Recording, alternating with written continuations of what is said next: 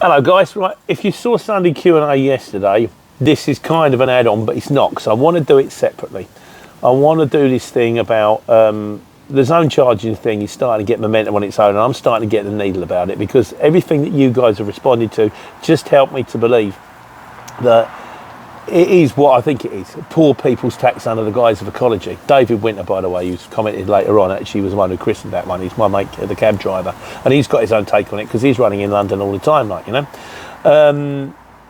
But yeah, so something's going to happen, but I just want to sort of keep this one running as a separate, so it's like an ongoing thread, so you guys can keep up to date with what's going on. So this is what you had to say about the zone charges. Luke Ebry says, I've been stung by going into Birmingham in the zone. So I drove 100 metres to drop off. So the next time, he said, so the next time I dropped off, I parked outside the sign of the zone and walked the boxes in. It saved me money and kept me fit at the same time. I've had that before. In London, when they first brought the charge in, the place I had to go to was just too far. It was like, you know, 2 streets away or 1 street away, but I had like 7 pallets. And I thought, it's just going to cost me. I'm just going to have to drive and get this one. I was in Luton. It didn't even cost me that much. Reality Garage says, it'd be better if they'd be helped to pay for a better vehicle rather than finding everyone about the clean air zone. But yeah, that's the thing. I think they did try and do something at the beginning with like electric vehicles, but that don't apply to us. We're in vans. And again, the electric vehicles are starting to get me. But anyway, we'll all come on to this. Jeremy Hawkes Courier says, he said, Pete, you mentioned the cost of living crisis. It's the cost of business crisis that concerns me.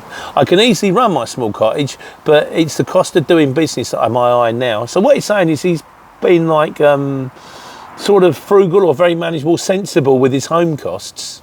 But he sort of, and he was doing all right with his business, but now they're going, yeah, but now you've got to pay this, now you've got to pay that, diesel, that's now £2 a litre, and then you've got to pay to go in. You're like, hang on a second, you're carving away at my profit here.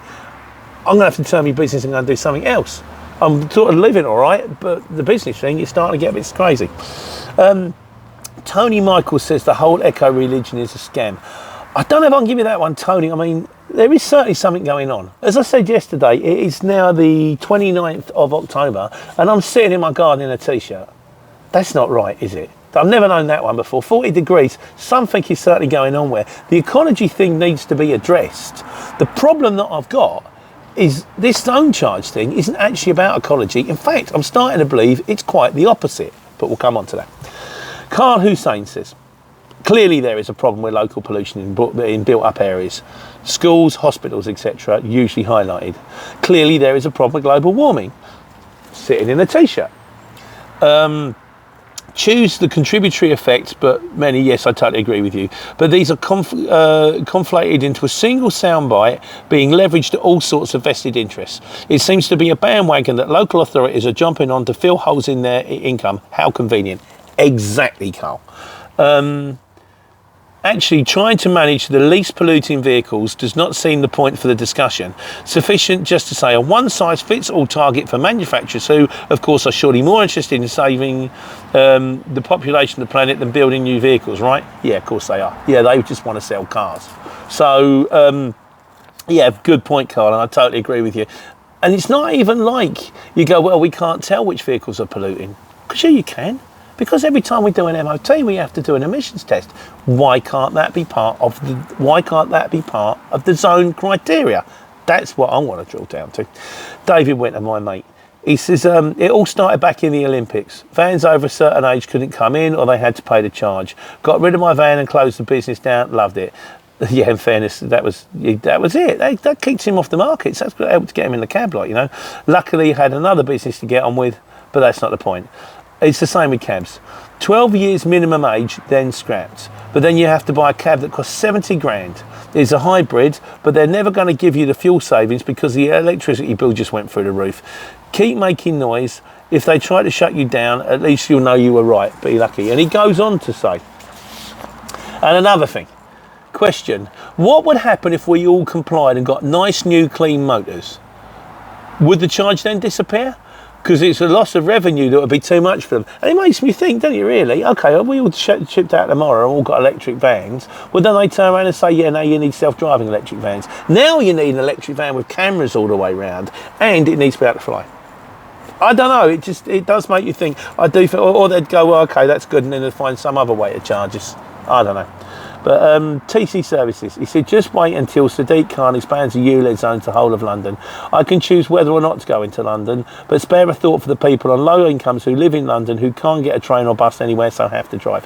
My mate Ken is still on the market. He's still running like an 2004 VW van, and he has kept that van immaculate. The body's immaculate. Door's going a little bit.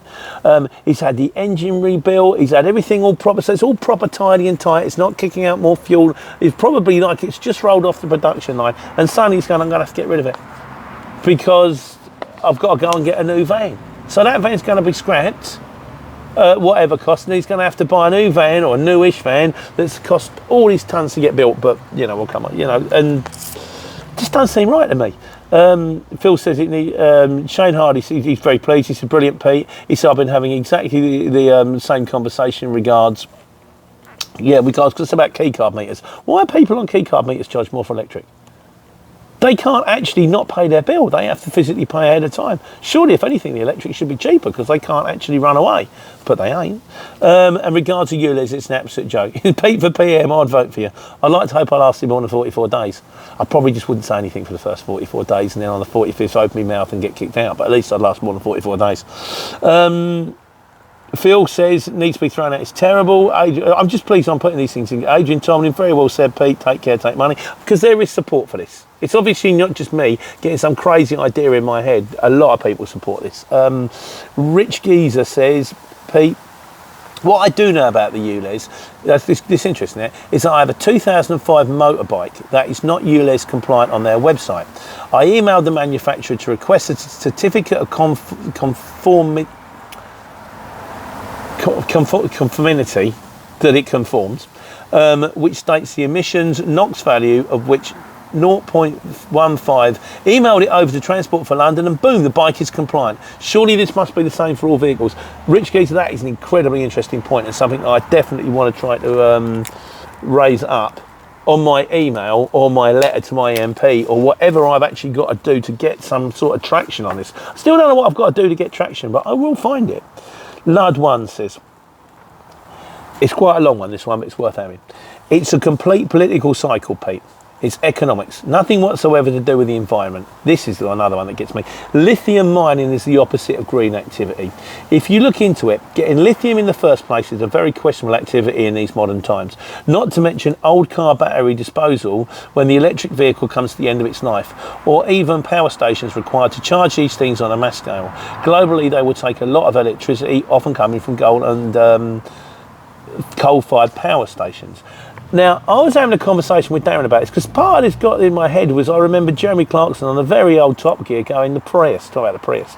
It's supposed to be economically friendly, but the batteries are coming from Poland, the steel's coming from China, the chips are coming from America, and when you work out how many millions of miles all these parts have actually travelled and how much emissions have been kicked out getting the parts there, it's almost the equivalent of doing 4 years in a normal car before you've even started to build it. And I was speaking to cousin Darren about this, and apparently there's one I missed, which they did, which is they tried to work out which is more environmentally friendly from beginning to end.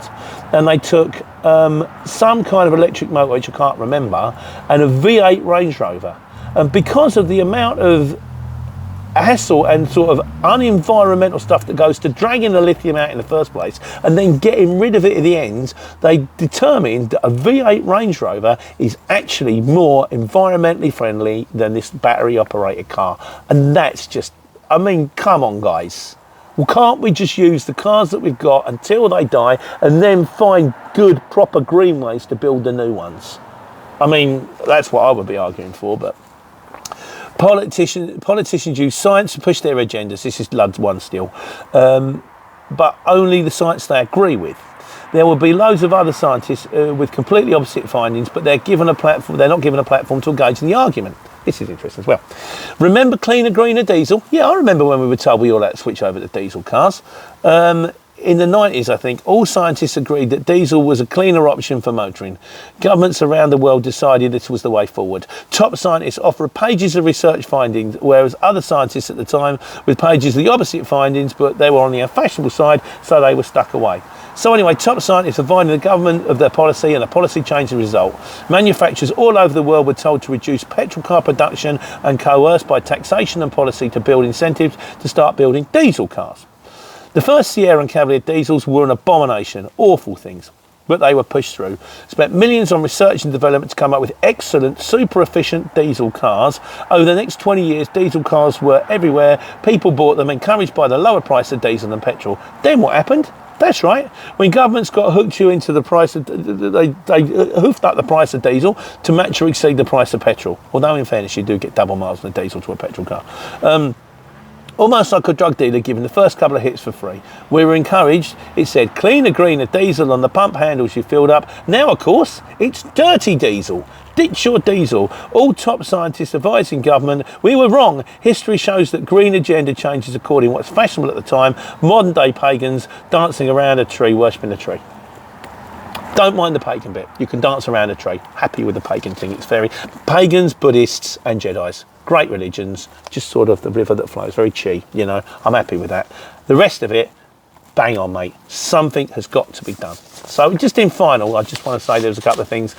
Damien W says, all true, Pete, nothing more to say. No, Damien, there is much more to say. I'm going to say it. I don't know how I'm going to say it, and if I haven't really got time to say it, but I'm going to find a way. I've got to write to an MP. I need some encouragement. I don't know what to do. That's the biggest problem. I've tried Googling it. I've tried to find out if there's pressure groups, people out there that you could contact, say what's going on. There isn't. So I'm probably going to start with a letter to my MP, see if I can get in to see him on a surgery. The only problem is I live in an area where there's no congestion charge or no emission zone. And he's going to go, why are you bringing this to me for? But I'm going to try. And then finally, Steve Campbell, as always, gets the last word. He says, paint the campaign on your curtain, LOL. Well, I can't at the moment because the paint I used to paint out Paddy's Waste was rubbish. It may as well be water, and now I've still got Paddy Waste shining through like a star on my curtains. But guys, thanks very much for all your contributions. I'll keep you informed. I hope it goes somewhere. I hope I've got the time to get onto this one and give it a go and try and make some. My aims are to try to get it changed so the emission zone isn't based on the engine or the age of the vehicle, but the actual emissions of the vehicle. Because mine are Euro 5s, but they're blue, they're AdBlue, so they should be able to go in. I'm not trying to get like my zone charge cheaper. I'm trying to further the planet. I don't really care. I'll make enough dough moving things around Bedford. It's fine. I don't want to go to London anyway. In fairness, if they do say you can go in, I'll probably my shoulders will go. But something's got to give. So anyway, guys, let's get this sorted so to give the people that are entitled to the chance to take care, take money.